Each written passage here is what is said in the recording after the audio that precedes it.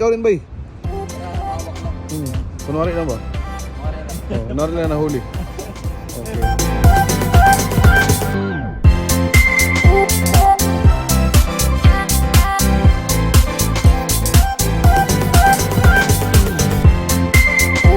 Welcome back to another fishing spot. Okay, this is our fishing master Loloy.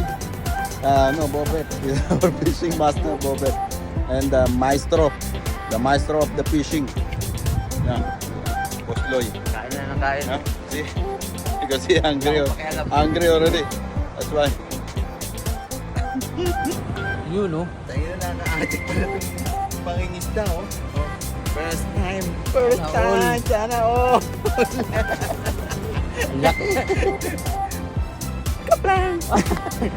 This is our fish of the day. Wow.